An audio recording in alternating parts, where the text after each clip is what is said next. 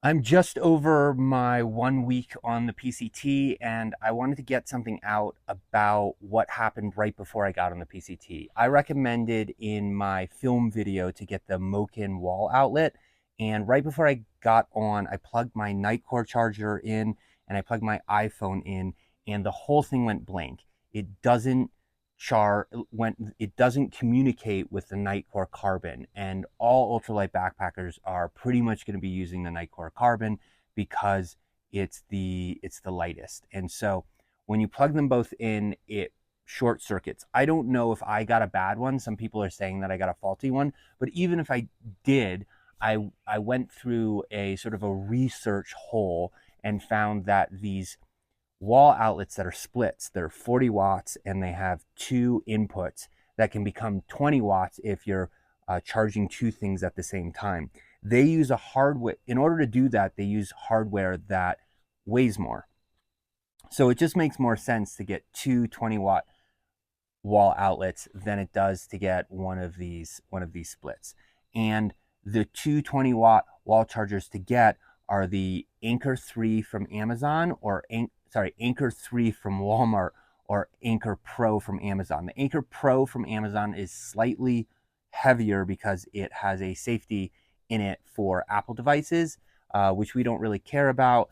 And the Anker 3 from Walmart is about 1.1 ounces. So instead of the 2.34 that the Mokin is, you can get a 2.2 ounce two wall chargers. And I think that's actually better because when you're through hiking, you can search for two different wall outlets around as opposed to finding one that fits this like bigger square. So this research hole that I went into made me start thinking about my Bluetooth headphones, and they pull way more energy than I thought. So to start, the Nightcore power bank is advertised as 10,000 milliamps, but the amount of milliamps that it actually gives is 6,300. I know this because I bought a voltmeter because I was anxious that my older carbon, Nightcore carbon, was not working.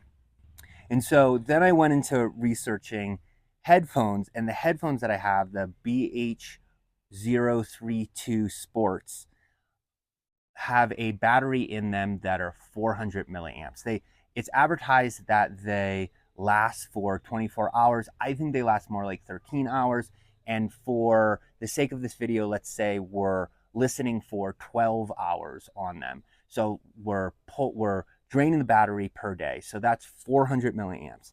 Then they pull from the phone 25 milliamps per hour.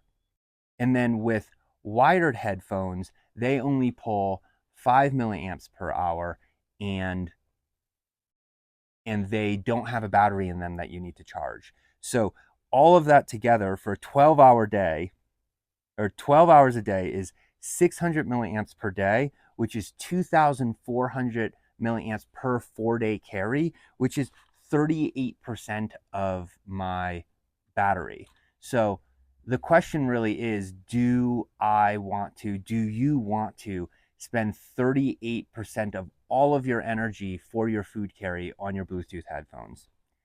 If you don't, make sure that you get wired headphones that can increase the volume, decrease the volume, and change tracks. Because if you don't do that, you need to turn your phone on every single time, which turns your screen on, which pulls more battery.